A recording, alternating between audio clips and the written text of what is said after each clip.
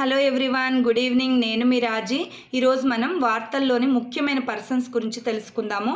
వీళ్ళిద్దరిని చూడండి, జ్ఞానేష్ కుమార్ గారు అలాగే సుఖ్బీర్ సింగ్ సంధు.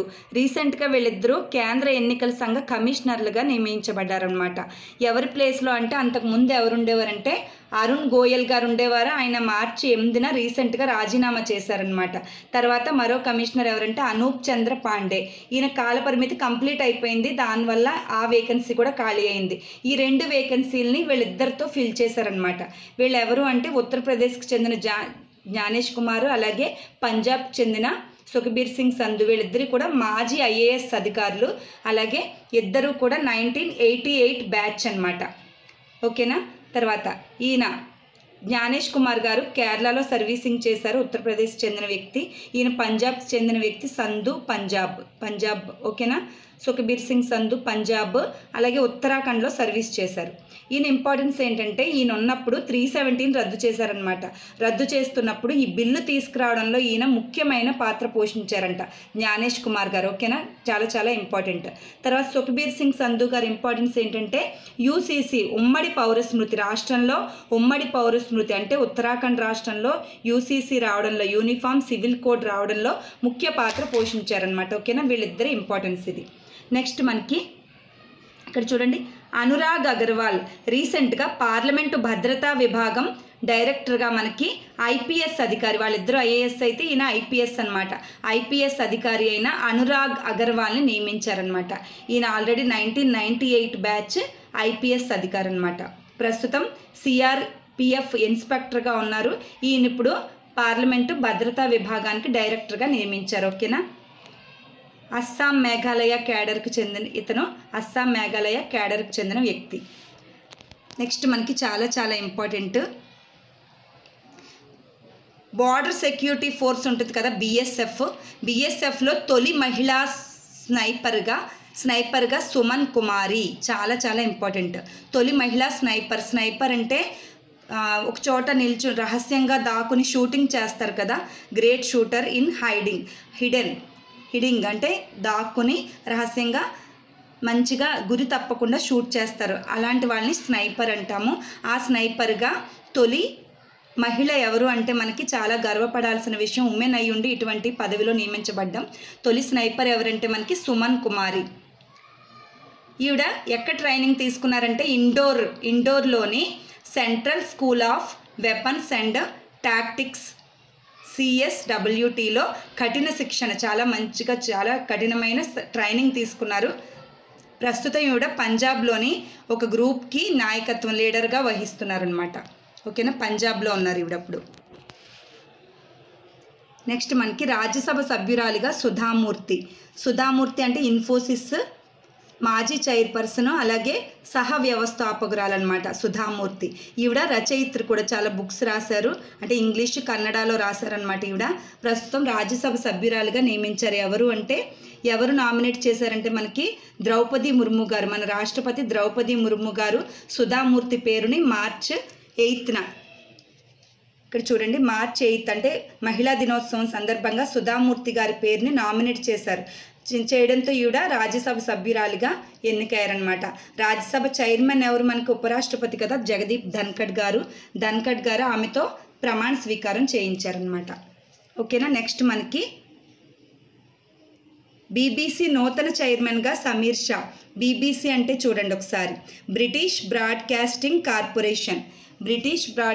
కార్పొరేషన్ చెందిన పదవికి చైర్మన్గా భారత సంతతికి చెందిన వ్యక్తి. బ్రిటిష్ చెందిన వాళ్ళు భారత్ని పెట్టుకోరు కదా, భారత్కు చెందిన వ్యక్తిని ఇప్పుడు సమీర్ షా అనమాట. అతను బ్రిటన్ రాజు చార్లెస్ ఈయన్ని నియమించారనమాట. BBCకి చైర్మన్గా నియమించారు. చాలా గర్వపడాల్సిన విషయము.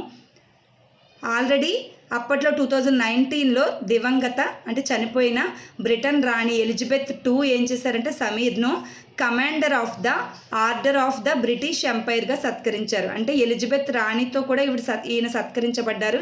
ఇప్పుడు బ్రిటిష్ రాజు చార్లెస్ III ఉన్నారు, ఈయన చైర్మన్గా కూడా BBCకి నియమించారనమాట. ఓకేనా. ఈయన చూడండి ఆదిత్య 369 గుర్తుపెట్టుకోండి, అంటే ఈయనలాగే ఉంటారు కదా. ఆదిత్య 369 సినిమాలో, బాలకృష్ణ సినిమాలో 3 ఉంది కదా, 3 అంటే ఆ చార్లెస్ 3 నియమించారనుకోవచ్చు. 9 ఉంది కదా అంటే 19లో ఎలిజబెత్ 2 ఈయన్ని సత్కరించిందని ఏదో కొంచెం కోడ్తో గుర్తుపెట్టుకుంటే బాగా గుర్తుంటుంది. నెక్స్ట్ మనకి రిపబ్లికన్ అధ్యక్ష ప్రైమరీని నెగ్గిన తొలి మహిళగా నిక్కీ హేలీ చూడండి ఒకసారి. భారత సంతతికి చెందిన ఆవిడనమాట, అందుకని చెప్పుకున్నాం మనం న్యూస్లో. నిక్కీ హేలీ భారత సంతతికి చెందిన వ్యక్తి అనమాట. మార్చి 3వ తారీఖున మనకి వాషింగ్టన్లో డొనాల్డ్ ట్రంప్పై విజయం సాధించిందనమాట. ఈవిడికి 51% ఓట్లు వచ్చాయట. ట్రంప్కి కేవలం 33.2% ఓట్లే వచ్చాయన్నమాట. ప్రైమరీని అంటే డొనాల్డ్ ట్రంప్పై రిపబ్లికన్ అధ్యక్ష ప్రైమరీని నెగ్గిన తొలి మహిళగా ఈవిడ వార్తల్లో నిలిచారనమాట. ఓకేనా, నిక్కీ హేలీ గుర్తుపెట్టుకోండి. నెక్స్ట్ మనకి ఫోర్బ్స్ అంటే 30 ఇయర్స్ లోపోళ్ళు ఏదైనా గ్రేట్ పనులు చేస్తే వాళ్ళని ఫోర్బ్స్ జాబితాలో పెడతారు. ఫోర్బ్స్ 30 అండర్ 30లో 3 తెలుగు వ్యక్తులు ఉన్నారనమాట. ఈ సంవత్సరం 3 తెలుగు వ్యక్తులు ఉన్నారు. వాళ్ళు ఎవరంటే చూద్దాం. హైదరాబాద్కు చెందిన అంకుర సంస్థ, నిన్న మనం తెలంగాణ కరెంట్ అఫైర్లో భాగంగా చెప్పుకున్నాం. జపాన్ దానికి హెల్ప్ చేస్తుంది అంకుర సంస్థకి అని చెప్పుకున్నాం కదా, అంటే ఉద్యోగాల కల్పనకి బాగా హెల్ప్ చేస్తుంది. ఆ సంస్థ నెక్స్ట్ వేవ్ వ్యవస్థాపకులైన శశాంక్ గుజ్జల అలాగే అనుపమ్ పెదర్ల వీళ్ళిద్దరూ కూడా ఈ వార్తల్లో నిలిచారు, ఫోర్బ్స్ జాబితాలో నిలిచారు. అలాగే రామకృష్ణ మెండు అంటే endure air system CEO Ramakrishna Mendu, అలాగే అంకుర సంస్థ వ్యవస్థాపకులైన శశాంక్ గుజ్జల అనుపమ్ పెదర్ల వీళ్ళు ముగ్గురు కూడా ఫోర్బ్స్ జాబితాలో నిలిచారంట ఈ ఇయర్. ఓకేనా, నెక్స్ట్ మనకి అంటే ఫోర్బ్స్ అంకురం సంస్థ అనేది ఉద్యోగాల కల్పనకు ఆర్థికాభివృద్ధికి మెయిన్గా ఉపయోగపడుతుంది అనమాట. IT రంగానికి కావాల్సిన నైపుణ్యాలు లేక ఉద్యోగాలు పొందడంలో ఇబ్బంది పడుతున్న విద్యార్థులకు ఈ అంకురం ద్వారా సాంకేతిక సహకారం టెక్నాలజీ అందించడం దీని యొక్క ముఖ్య ఉద్దేశం అంకురం సంస్థ. నెక్స్ట్ మనకి ఇక్కడ చూడండి లాస్ట్గా లోక్పాల్ చైర్పర్సన్గా జస్టిస్ ఖాన్విలాల్. అవినీతి నిరోధక అంబుడ్స్మన్ లోక్పాల్కు చైర్పర్సన్గా రీసెంట్గా జస్టిస్ అజయ్ మాణిక్రావ్ ఖాన్విల్కర్ని నియమించారనమాట. ఈయన ఎవరంటే సుప్రీంకోర్టు మాజీ చీఫ్ జస్టిస్ అనమాట. ఓకేనా, ఆల్రెడీ అంతకుముందు ఎవరు ఉండేవారంటే PC ఘోష్ ఉండేవారు. మనం చదువుకున్నాం నిన్న మళ్ళీ తెలంగాణ కరెంట్ అఫైర్లో మళ్ళీ వచ్చింది. ఇప్పుడు రీసెంట్ మళ్ళీ రిపీట్ అయింది చూడండి. లోక్పాల్ తొలి చైర్పర్సన్ ఎవరంటే పినాకి చంద్ర ఘోష్, జస్టిస్ PC ఘోష్ అనుకున్నాం కదా, ఆయన ఉండేవారంటే చైర్పర్సన్గా. ఆయన మాజీ సుప్రీంకోర్టు జడ్జి అనమాట. ఆయన్ని లోక్పాల్ చైర్పర్సన్గా పెట్టారు. ఎప్పటి నుంచి ఎప్పటి వరకు అంటే 2019 మార్చ్ 23 నుంచి 2022 మే 27 వరకు ఆయనే ఉన్నారు. ఆయన తర్వాత ఎవరూ లేరు. ఇంకా తర్వాత తాత్కాలిక చైర్పర్సన్గా జస్టిస్ ప్రదీప్ కుమార్ మొహంతి ఉన్నారనమాట. ఓకేనా, తాత్కాలికంగా చేశారు. ప్రజెంట్ ఇప్పుడు ఎవరు నియమించారంటే ఈయన జస్టిస్ ఖాన్విల్కర్ని నియమించారనమాట. అయితే ఈయనప్పుడు సుప్రీంకోర్టు న్యాయమూర్తిగా చేశారు. తర్వాత చాలా మంచి పనులు చేశారు ఈయన. ఎందుకంటే చూడండి, అక్రమ నగదు చలామణితో దేశ సమగ్రతకు ముప్పు అని ఒక కేసు విషయంలో తీర్పు ఇచ్చారు. ఓకేనా, అవినీతికి సంబంధించిన తీర్పులు ఇచ్చారు కాబట్టి ఈయన ఇక్కడ నిర్మించారు. తర్వాత మనకి రాజకీయ నాయకులు ఎన్నికల సమయంలో తప్పనిసరిగా నేర చరిత్రను వెల్లడించాలి అని తీర్పును వెలువరించారనమాట. ఆ ధర్మాసనంలో ఈయన ఒకరనమాట. అంటే అవినీతికి సంబంధించిన పనులు చేశారు కాబట్టి ఈయన ఇప్పుడు లోక్పాల్కి నియమించారు.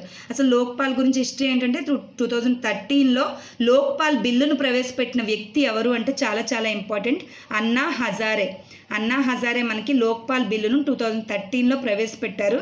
ఇది మనకి లోక్పాల్, దాంతో కేంద్రంలో లోక్పాల్, రాష్ట్రంలో లోకాయుక్త నియామకానికి సంబంధించిన బిల్లు 2013లో ఆమోదం పొందేసింది. పార్లమెంట్ ఉభయ సభలు, లోక్సభ రాజ్యసభ 2 సభల ఆమోదం పొందింది. అయితే 2014లో చట్టం వచ్చింది. బిల్లు ఏమో 13లో ప్రవేశపెట్టారు, 14లో లోక్సభ చట్టం వచ్చిందనమాట. ఓకేనా, నెక్స్ట్ మనకి 2019లో లోక్పాల్ నియామకం జరిగింది. అప్పటి వరకు మధ్యలో ఏమీ లేదు.